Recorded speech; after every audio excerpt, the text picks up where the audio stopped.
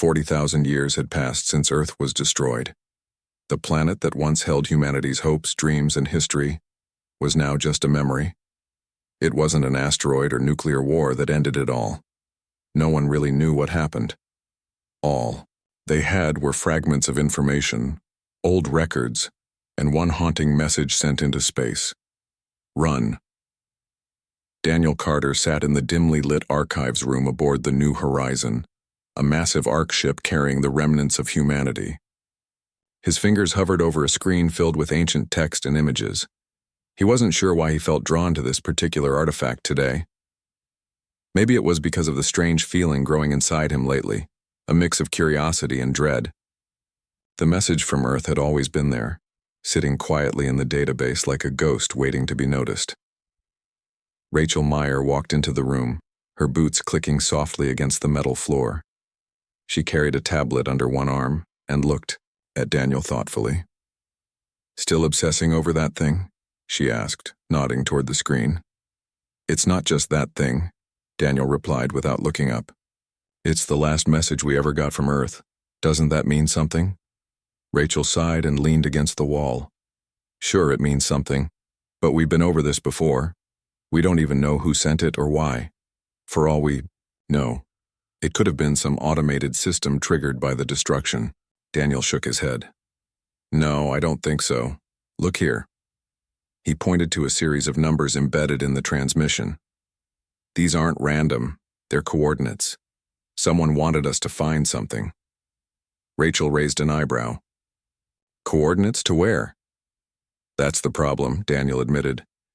"They point to a star system far beyond our usual routes. No one's ever gone there. At least, not as far as I can tell." Rachel frowned. This wasn't the first time. Daniel had come up with theories about Earth's final days. Most of them turned out to be dead ends, but something about this one felt different. "Even if you're right, what makes you think whatever's out there is still relevant? 40,000 years is a long time." "Exactly," Daniel said, finally turning to face her. "A lot can happen in 40,000 years. But what if the message wasn't meant for us? What if it was meant for someone or something else?" Rachel crossed her arms. "You're saying whoever destroyed Earth might still be around?" "I'm saying we should check it out," Daniel replied firmly. "If there's even a chance this message holds answers, we owe it to ourselves to investigate." Later, that evening, Daniel brought his findings to Captain Lewis. The captain was a tall man with graying hair and sharp eyes that seemed to see through anyone standing in front of him. He listened patiently as Daniel explained the coordinates and his theory about the message. When Daniel finished, the captain leaned back in his chair and rubbed his temples. "Let me get this straight," he said slowly. "You want me to divert resources and potentially risk lives to chase down a hunch based on a 40,000-year-old signal?" "It's more than a hunch," Daniel insisted. "Think about it, Captain. If there's anything left of Earth's legacy out there, don't we have a responsibility to find it?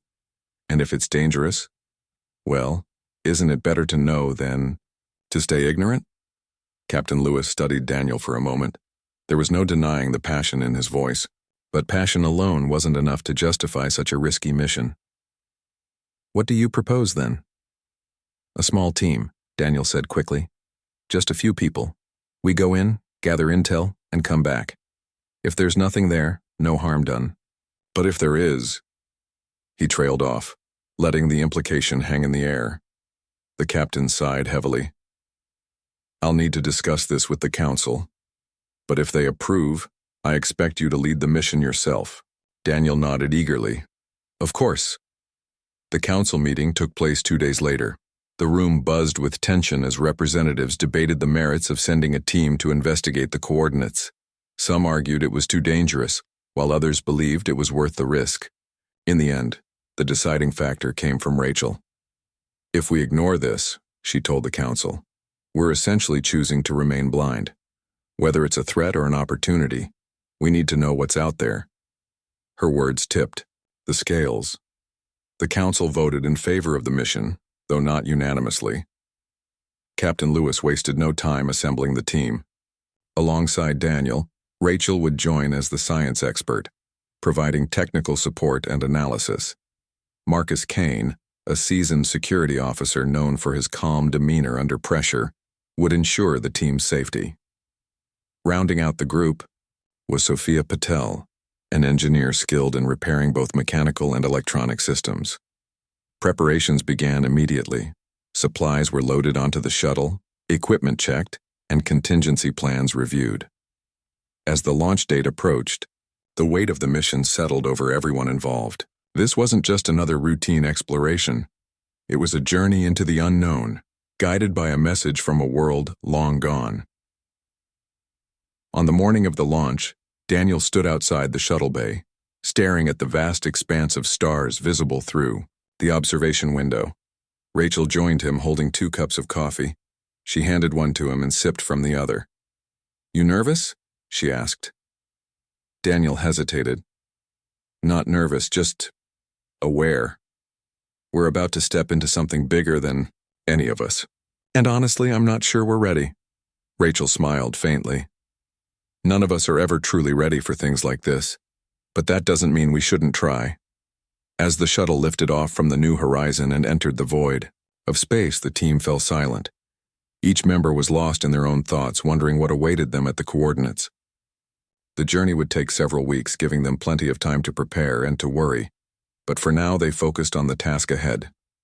Somewhere out there, hidden among the stars, was a piece of Earth's past. Perhaps it held answers. Perhaps it held danger. Whatever it was, humanity's fate might depend on finding it. And so, guided by a message from a dead world, the team pressed onward, leaving behind the safety of their ship and venturing into the great unknown. The journey to the coordinates took longer than expected. The shuttle moved steadily through the vast emptiness of space, its engines humming softly in the background. Inside, the team worked quietly, each member focused on their tasks.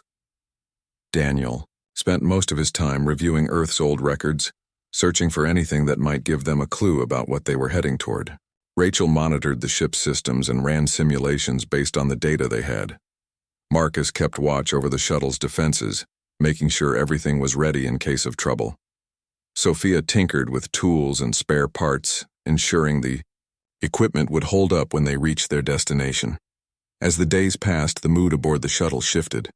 At first there was excitement, a sense of adventure mixed with curiosity. But as the distance between them and the new horizon grew, so did the weight of what they were doing. They were leaving behind the only home humanity had left, venturing into uncharted territory with no guarantee of return. Conversations became shorter, quieter. Meals were eaten in silence, broken only by the occasional comment about the mission or the strange beauty of the stars outside. Finally, after weeks of travel, the shuttle approached the location indicated by the coordinates. What they saw made everyone freeze. Floating in the darkness ahead was a massive structure unlike anything they'd ever encountered. It was spherical, its surface shimmering faintly with light. Strange patterns covered it, glowing in rhythmic pulses. The object was ancient, clearly. Not human-made, but also not like any alien technology they'd studied before. This can't be natural," Rachel whispered, staring at the readings on her screen. "It's too precise, too deliberate." Daniel leaned forward, his eyes wide. "Do you think this is what the message was pointing us toward?" "It has to be," Sophia said, her voice steady despite the awe in her expression. "There's nothing else out here." Marcus gripped the controls tightly, scanning the area for signs of danger. "Let's not get ahead of ourselves, we don't know what we're dealing with yet." The team decided to approach cautiously. As they drew closer, the sphere seemed to grow larger, almost overwhelming. Its surface was smooth but covered in intricate designs that shifted slightly as if alive. None of them could decipher the patterns, though Daniel suspected they might be some form of writing or code. Rachel guided the shuttle into position near the sphere. "I'm picking up energy signatures coming from inside," she reported. "Whatever this thing is, it's active." Sophia checked her toolkit. "If we want answers, we'll have to go in. But how do we even get through that surface?" Daniel pointed to a section of the sphere where the patterns appeared denser, almost forming a circular shape. "Maybe that's an entrance, or maybe we can make one." With Marcus standing guard, Sophia set to work. Using a portable cutting device, she carefully carved away at the sphere's outer layer. The material resisted at first, but after several tense minutes, a small section gave way, revealing a dark opening behind it. A rush of cold air spilled out, carrying with it a faint, metallic scent. "Looks like we found our way in," Sophia said, stepping back to let the others take a look. The team suited up in protective gear and prepared to enter. Armed with flashlights and recording devices, they stepped cautiously into the sphere. The interior was pitch black, their lights barely piercing the darkness. The walls were lined with more of the glowing patterns, casting eerie shadows on the ground. Every step echoed unnaturally, as if the space itself was hollow and endless. "This place feels wrong," Marcus muttered, his hand resting on the weapon strapped to his side. Daniel ignored him, his attention fixed on the walls. He recognized some of the symbols. They matched those he'd seen in Earth's oldest carvings. These markings, they're connected to Earth somehow. I don't know how, but they are. Rachel scanned the area with her tablet, trying to map the structure. "It's bigger on the inside than it looks from the outside. This isn't just a building, it's something else entirely." They moved deeper, following a narrow corridor that twisted and turned unpredictably. The air grew colder, and a low hum filled their ears. At first they thought it was interference from the sphere's energy field, but soon the sound began to change. It resolved into faint whispers, voices speaking in languages none of them understood. "Do you hear that?" Sophia asked, her voice trembling slightly. "Ignore it," Marcus ordered sharply. "Focus on the mission." But the whispers grew louder, more insistent. Phrases repeated themselves over and over. "They are coming. You cannot stop them. Run." Daniel stopped in his tracks, his face pale. That's what the message said. Run. These voices, they're warning us. Before anyone could respond, the corridor opened into a large chamber. In the center stood a pedestal, and above it floated a holographic projection. The image showed Earth, vibrant and alive, surrounded by swirling black clouds. Then came the invaders, shadowy figures that consumed everything in their path. Cities crumbled, oceans boiled away, and the planet turned to ash. The projection ended abruptly, leaving only static. "What the hell was that?" Marcus demanded, his weapon raised. Rachel stared at the pedestal, her hand shaking. This explains everything. Whatever destroyed Earth wasn't physical. It was something else. Daniel stepped closer to the pedestal, examining it closely. "There's more here. Look." He pointed to a series of symbols etched into the base. These tell a story. Earth scientists knew about the shadows long before the end. They tried to warn future generations, embedding messages in artifacts and signals. Sophia frowned. But why didn't anyone listen? Why didn't we see this sooner? "Because we weren't meant to," Daniel replied grimly. "Whoever, or whatever, created these shadows doesn't want to be stopped. They erased Earth and moved on. And now," his words trailed off as alarms blared throughout the shuttle. Back outside, sensors detected movement. Something, or someone, was approaching. "We need to leave. Now," Marcus shouted, already running back toward the entrance. The team hurried, after him, their hearts pounding. When they emerged from the sphere, they saw it, a fleet of ships descending from the void. Their shapes shifted and writhed, as if made of liquid metal. They weren't ordinary vessels, they were alive, pulsating with the same darkness depicted in the hologram. "Oh no," Rachel breathed, clutching her tablet. "They followed us." Marcus grabbed the shuttle's communicator. "Captain Lewis, we've got a situation. Hostile forces incoming, request immediate extraction." Static crackled over the line before Captain Lewis's voice came through. "Copy that, hold your position, reinforcements are en route." But reinforcements wouldn't arrive in time. The alien ships surrounded the shuttle, trapping it in a gravitational field that pinned them in place. Lights flashed across the hulls of the enemy vessels, and a deep, resonant tone filled the air. "They're communicating," Rachel said, analyzing the signal. "It's some kind of frequency modulation. If I can replicate it, maybe I can disrupt their control. Do it fast, Marcus ordered, taking aim at the nearest ship, because they're not waiting around. Back inside the shuttle, Rachel worked frantically, her fingers flying over the keyboard. Daniel and Sophia helped where they could, relaying information and securing loose equipment. Outside, the alien ships began deploying smaller craft, boarding parties. "They're coming for us," Marcus yelled, firing a burst from his weapon.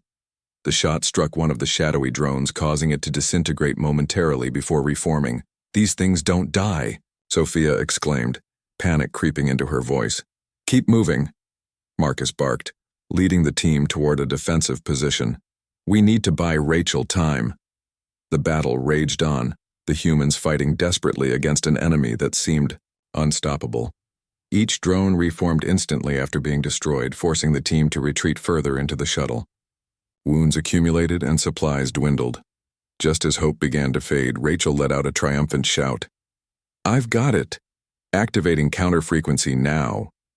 She pressed a button, and the shuttle's systems roared to life. A wave of energy rippled outward, disrupting the gravitational field holding them in place. The alien ships faltered, their cohesion breaking apart. Seizing the opportunity, Marcus fired up the engines and blasted away from the sphere. "Jump to hyperspace," he commanded. Now, the shuttle lurched forward, entering the safety of hyperspace just as the alien fleet began to recover. Behind them, the sphere and its shadowy guardians faded into the distance. For a moment, the team sat in stunned silence, their bodies battered but alive. They had escaped. But the cost had been high. The shadows were real, and they were still out there hunting. As the shuttle sped away, Daniel looked back at the fading image of the sphere. He couldn't shake the feeling that they hadn't truly escaped. The shadows were patient, and sooner or later they would find humanity again. The shuttle emerged from hyperspace near the new horizon, its engines sputtering and damaged from the intense battle. The team was battered, both physically and emotionally. Marcus had a deep gash on his arm, hastily bandaged by Sophia during the chaotic escape. Rachel's hands trembled as she powered down the shuttle's systems, her mind still racing with calculations and possibilities. Daniel sat silently in his seat, staring at the floor, replaying the events in his mind over and over again. Thing. Shadowy figures, the destruction of Earth, the relentless drones, they were all too real now. Humanity wasn't safe, not even here, far away from their old home. As the shuttle docked with the new horizon, Captain Lewis and a medical team were waiting for them. The captain's face was grim as he took in their condition. "Report," he said simply, his voice steady but heavy with concern. Daniel stood up slowly, wincing as his stiff muscles protested. He looked at the others before turning back to the captain. "We found what we were looking for," he began, his voice low and strained. But it wasn't just information. It was a warning, and proof that whatever destroyed Earth is still out there. Rachel stepped forward, holding her tablet tightly. The sphere contained records, holograms, symbols, and data. Earth knew about the shadows long before they attacked. Scientists tried to warn future generations, embedding messages like the one we received, but it wasn't enough. The shadows erased everything. Captain Lewis frowned deeply. "And these shadows, they followed you?" "They traced our signal," Marcus interjected, his tone sharp. "They weren't just curious, they wanted us dead. If Rachel hadn't managed to disrupt their frequency, we wouldn't be standing here right now." Sophia nodded, her face pale but determined. "Their technology is unlike anything we've seen. They adapt instantly, regenerate, and move faster than any human ship. Fighting them head-on isn't an option." The captain rubbed his temples, clearly overwhelmed by the implications. "So what do we do? Hide? Run again?" "No," Daniel said firmly, stepping closer. "Running won't solve anything. The shadows are patient, they'll find us eventually. We need to prepare, for ourselves and for anyone else who might cross their path." Over the next few days, the crew of the New Horizon worked tirelessly to process everything the team had brought back. Rachel spent hours analyzing the sphere's data, Trying to decode more of the symbols and understand how the shadows operated, she discovered fragments of text describing the invaders, beings made entirely of thought and memory, existing beyond physical form. They consumed civilizations not out of malice, but because they viewed lesser life forms as imperfections in the universe. To them, erasing humanity wasn't cruelty, it was purification. Meanwhile, Sophia focused on repairing the shuttle and retrofitting the New Horizon with new defenses based on what they'd learned.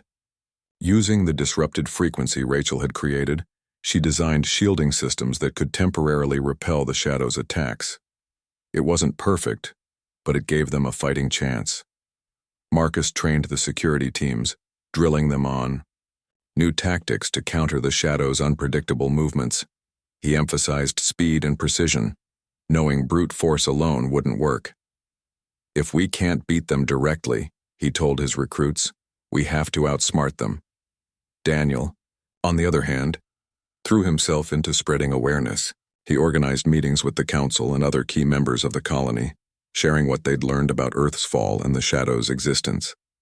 At first, many dismissed his warnings as paranoia or exaggeration. But when Rachel presented her findings, holographic projections showing Earth's destruction and the Shadow's eerie forms, even the skeptics fell silent.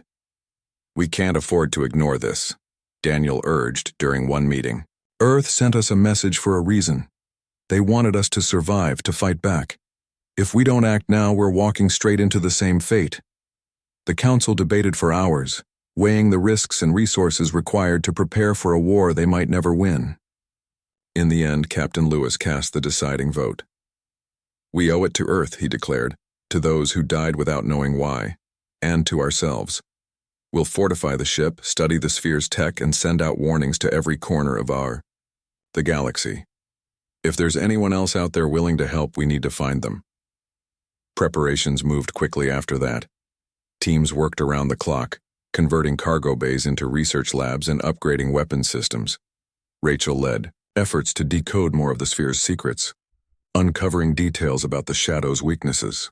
Though they could adapt and regenerate, their connection to each other, their hive-like consciousness, was vulnerable. If the humans could sever that link, even temporarily, they might gain an advantage. Sophia installed experimental EMP devices throughout the ship, capable of emitting bursts of energy similar to the frequency Rachel had used. These would serve as emergency measures if the Shadows attacked again. She also modified the engines to allow quicker jumps into hyperspace, giving the New Horizon a better chance of escaping if needed.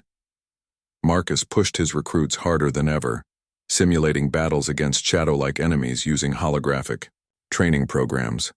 The exercises were brutal, pushing everyone to their limits. Some complained, saying it was unnecessary, but Marcus didn't back down. When the Shadows come, he reminded them, there won't be time for second chances. Despite the tension and fear, moments of hope began to surface. People started working together in ways they never had before, united by the shared goal of survival.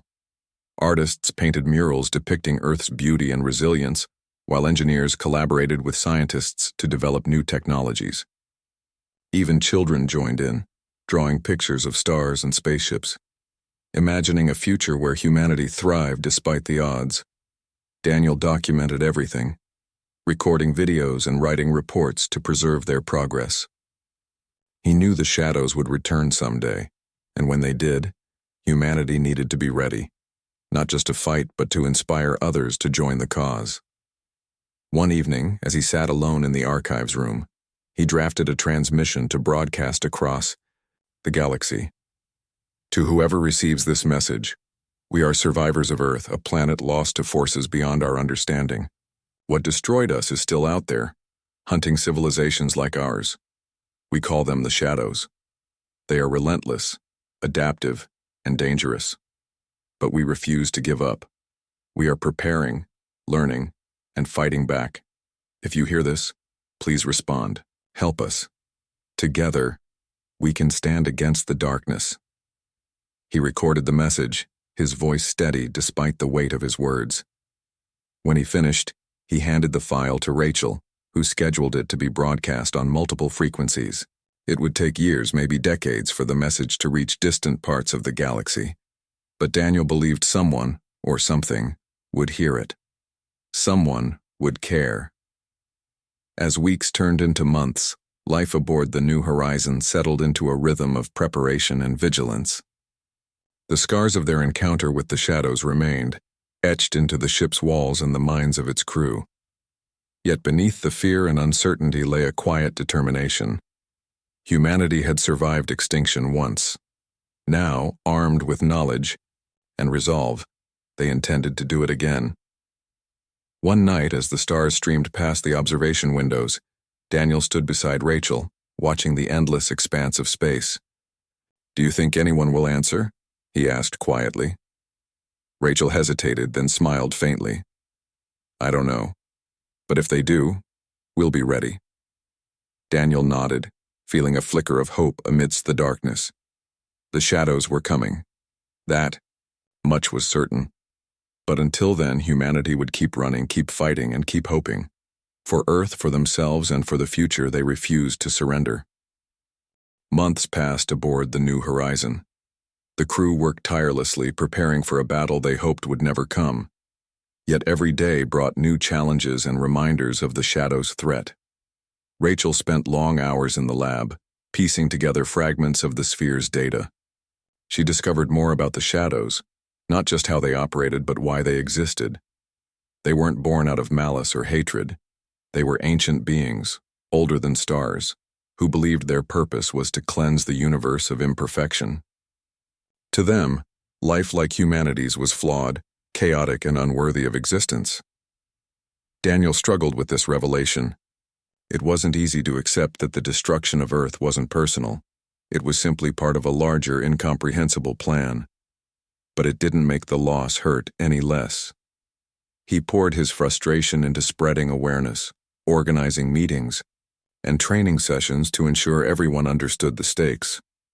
"We're not just fighting for ourselves," he often said. "We're fighting for every civilization that's ever been erased by these things." Sophia continued her work on the ship's defenses, installing upgrades and testing systems. Her hands were calloused from constant tinkering, but she didn't mind. Every improvement gave her a sense of accomplishment, knowing she was helping protect the people aboard.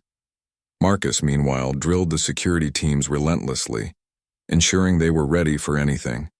His recruits complained about the intensity of the exercises, but deep down they knew it was necessary. Captain Lewis watched over everything, his leadership steady and unwavering. He held regular meetings with the council, updating them on progress and addressing concerns. Though some still doubted whether humanity could stand against such an overwhelming force, the captain remained resolute. "We've survived this long because we adapted," he reminded them during one meeting, "and we'll keep adapting until we find a way to win." Despite their efforts, fear lingered among the crew. The Shadow's presence loomed large, even though they hadn't returned. Some nights Daniel lay awake, staring at the ceiling of his quarters, wondering if they'd done enough. Would humanity be ready when the time came? Or were they simply delaying the inevitable? One evening, as he walked through the ship's corridors, he noticed a group of children gathered near a window, pointing at the stars outside. Their laughter echoed softly, filling the otherwise quiet hallway. For a moment, Daniel forgot about the Shadows and the weight of their mission. These children were the future, the reason they fought so hard. If humanity had any chance of surviving, it was because of them. He joined the group, kneeling beside them to share in their wonder. "What are you looking at?" he asked gently. The oldest child, a boy no older than 8, grinned up at him. "We're naming the stars," he said proudly. "That one's hope and that one's freedom." Daniel smiled, feeling a warmth spread through his chest. "Good names," he replied. "Keep dreaming big. We need people like you to lead us forward." As the months stretched into a year, the crew began to feel a fragile sense of stability. They had fortified the New Horizon, improved their defenses, and trained extensively. Messages sent across the galaxy remained unanswered, but the act of reaching out gave them hope. Humanity wasn't alone in the universe. Even if they couldn't see allies yet, they refused to believe they were the only ones fighting. Then, one fateful morning, everything changed. Rachel burst into the command center, her face pale but excited. "Captain, we've received a response," she exclaimed, holding up her tablet. "Someone heard our message." The room fell silent as everyone turned to look at her. Captain Lewis stood up slowly, his expression unreadable. "Are you sure?" "Yes," Rachel said, nodding emphatically. "It's faint, but it's there." Another ship, or maybe a station, responded. "They say they know about the shadows and want to meet us." A wave of murmurs swept through the room. After so many months of silence, the idea of finding allies felt almost surreal. Daniel stepped forward, his heart racing. "Where are they?" Rachel pointed to a star chart displayed on the main screen. "They're near the edge of our current route. It'll take a few weeks to get there, but it's doable." Captain Lewis studied the map carefully before nodding. "Set course for the coordinates. Alert the crew. We may finally have found someone willing to help." The journey to the rendezvous point was filled with anticipation. For the first time in what felt like forever, the mood aboard the New Horizon shifted from fear to cautious optimism. People talked openly about the possibility of forming alliances, sharing knowledge, and working together to fight the shadows. Even Marcus allowed himself a rare smile during training sessions, encouraging his recruits to imagine a future where humanity wasn't constantly running. When they arrived, the sight before them took everyone's breath away. A massive alien vessel floated in the void, its design unlike anything they'd ever seen. Its surface shimmered with iridescent colors, shifting and flowing like liquid light. It was beautiful and intimidating. A communication channel opened, and a voice spoke, not in words but in tones and vibrations that resonated directly in their minds. Rachel quickly adjusted the translator system to interpret the signal. "They greet us," she explained. "They call themselves the Lumini. They've encountered the shadows before and lost many of their own to them." Captain Lewis nodded, addressing the aliens through the same channel. "We are survivors of Earth, a planet destroyed by the shadows. We seek your aid in stopping them," the Lumini responded, their tone calm but tinged with sadness. "The shadows cannot be stopped. They are eternal, but perhaps together we can slow their advance." Over the next several days, the two groups exchanged information. The Lumini shared their own experiences with the shadows, describing how they had once tried to negotiate peace only to be consumed. They offered technology and strategies to counter the shadows' abilities, including methods to disrupt their hive-mind connection temporarily. In return, Rachel provided recordings of the sphere's data, hoping the Lumini could decipher parts of it that still eluded her. Together, they developed a plan, a coordinated strike against a shadow fleet rumored to be heading toward a nearby star system. If successful, it would buy both civilizations valuable time to prepare. The battle was fierce. The New Horizon and the Lumini vessel worked side by side, combining their strengths to hold off the shadows. EMP bursts disabled sections of the enemy fleet, while precision strikes targeted key nodes in their network. For a brief moment, it seemed like victory might be possible, but the shadows adapted too quickly. As soon as one node fell, another took its place. The tide turned against them, forcing the Allied forces to retreat. Though they inflicted significant damage, the cost was high.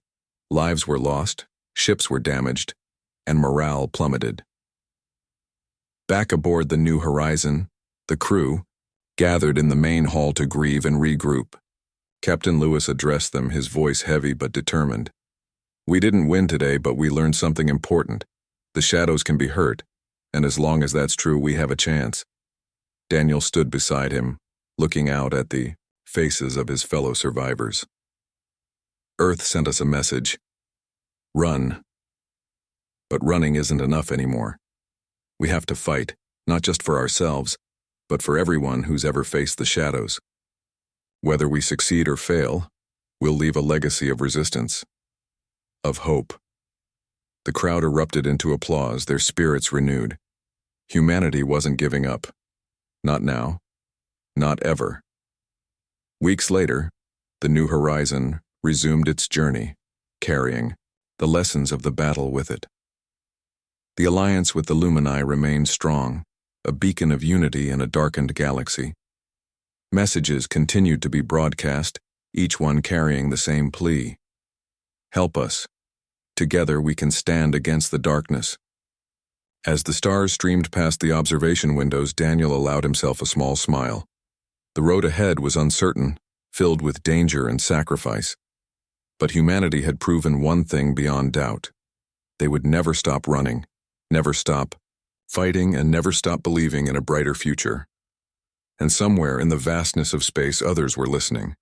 The New Horizon drifted silently through the void, its engines humming softly as it carried the remnants of humanity toward an uncertain future. The battle alongside the Lumini had left deep scars, both on the ship and in the hearts of its crew, but it had also ignited a spark of determination. For the first time, they weren't just surviving, they were fighting back. Every member aboard understood that their mission wasn't just about staying alive.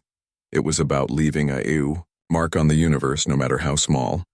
Daniel spent most of his days cataloging everything they'd learned from the Lumini. Their technology, their strategies, and their stories became part of the growing archive he called the Legacy Project. He believed that if humanity fell, their knowledge could still live on. Someone else might find it someday. Someone who could finish what they started. Rachel worked closely with him, translating the alien data into formats humans could understand.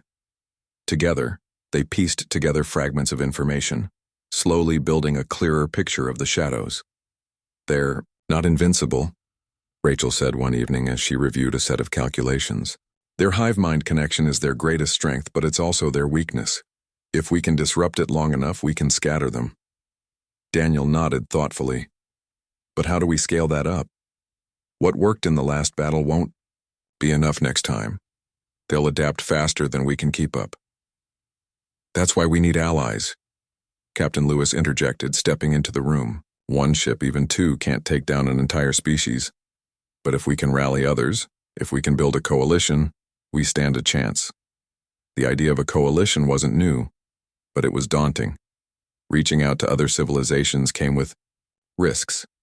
Not everyone would welcome strangers, especially when those strangers brought warnings of cosmic destruction. Still, Daniel knew they had no choice. Humanity couldn't face the shadows alone. Over the next few months, the New Horizon traveled to several star systems flagged by the Lumini as potential havens for advanced life forms. Each stop brought mixed results. Some planets were barren wastelands, devoid of any sign of intelligent life. Others harbored civilizations too primitive to grasp the threat of the shadows. But occasionally, they found hope. On one such world, orbiting a pale yellow sun, they encountered the Vairani, a race of amphibious beings who lived beneath the surface of vast oceans. At first, the Vairani were wary of the visitors, retreating into their underwater cities whenever the New Horizon approached. It took days of patient communication before they finally agreed to meet. Through translators and gestures, Daniel explained Earth's story, showing holographic projections of the Shadow's attacks. The Vairani listened intently, their large, luminous eyes reflecting sadness. When he finished, their leader, a tall, slender figure named Kale, spoke. "We have seen these creatures before. Long ago they came to our ancestors' homeworld. We fled here seeking refuge, but we cannot run forever." Kyle paused, then added, "If you fight, we will join you. Not because we believe we can win, but because running has cost us too much already." The alliance with the Vairani marked a turning point. For the first time, humanity wasn't the only one carrying the burden of the shadows. Slowly, word spread among the stars. Other species began reaching out, drawn by the message broadcast by the New Horizon. Each new ally brought fresh ideas, technologies, and perspectives. A patchwork coalition began to form, united by a shared goal: survival. Despite the growing support, tensions remained high aboard the New Horizon. Supplies were dwindling, and repairs to the ship's damaged systems were becoming more frequent.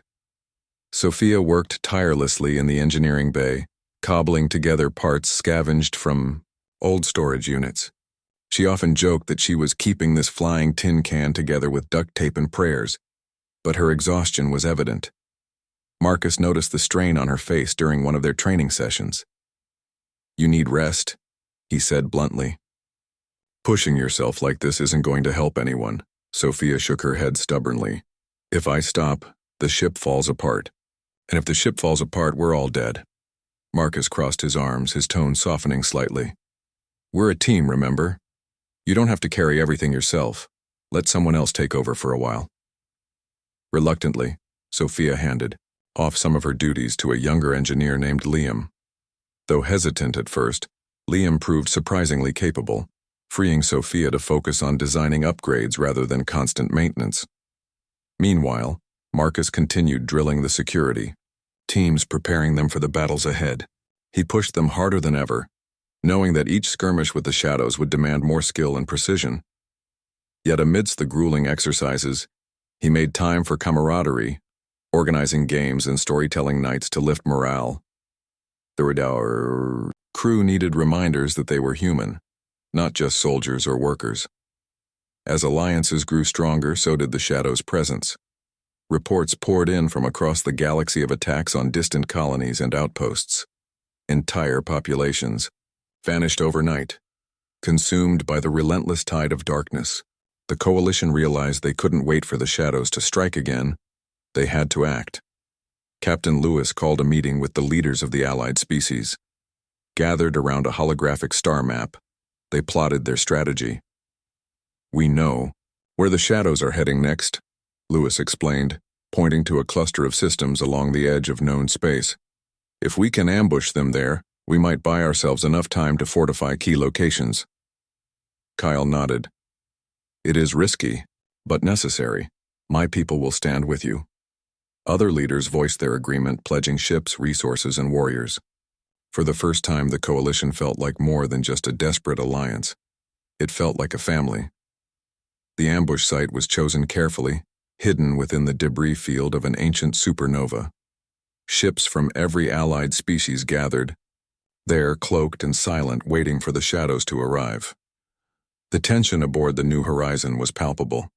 Everyone knew the stakes. Victory meant survival. Failure meant extinction. When the Shadows finally appeared, their fleet stretched across the horizon like a storm cloud blotting out the stars. The Coalition launched its attack immediately, unleashing a barrage of EMP bursts and energy weapons designed to disrupt the Shadows' hive mind. For a moment, chaos reigned. The shadowy figures faltered, their movements jerky and uncoordinated. But the reprieve was short-lived. As predicted, the Shadows adapted, countering the Coalition's tactics with frightening speed. Ships on both sides suffered heavy losses, and the battle devolved into a brutal struggle for dominance. Amidst the chaos, Daniel found himself in the command center, watching the conflict unfold on the main screen. His heart pounded as explosions lit up the void, illuminating faces streaked with sweat and fear. Beside him, Rachel worked frantically to recalibrate the frequency modulation, searching for a way to break through the Shadows' defenses once more. "We're losing," someone shouted, panic creeping into their voice. "No," Captain Lewis snapped, his tone cutting through the noise. "We're still here. That means we're winning." Inspired by his words, the crew redoubled their efforts. Rachel finally found a solution, rerouting power to create a massive pulse that rippled outward, destabilizing the Shadows' network. The effect was temporary, but it gave the Coalition the opening they needed. Allied ships surged forward, targeting weakened sections of the enemy fleet. By the time the Shadows regrouped, the Coalition had inflicted significant damage. Though far from defeated, the Shadows retreated, fading into the depths of space like smoke dissolving into air. When the battle ended, the survivors gathered to assess the aftermath. The cost had been staggering, ships destroyed, lives lost. But the Coalition had achieved something remarkable. They had stood together against the Shadows and survived. Captain Lewis addressed the crew, his voice steady despite the weariness etched into his features. "Today we proved that we're stronger together. The Shadows may return, but they'll find us ready. Until then, we rebuild, we prepare, and we never give up. Daniel looked around at the faces of his fellow survivors, feeling a surge of pride. Humanity had come so far since the fall of Earth. They had faced unimaginable horrors, forged alliances across the stars, and refused to let despair claim them. Whatever lay ahead, they would face it together. As the New Horizon limped away from the battlefield, its engines groaning under the strain, Daniel allowed himself a rare moment of optimism. The shadows were still out there, lurking in the darkness. But so was humanity, and they weren't running anymore.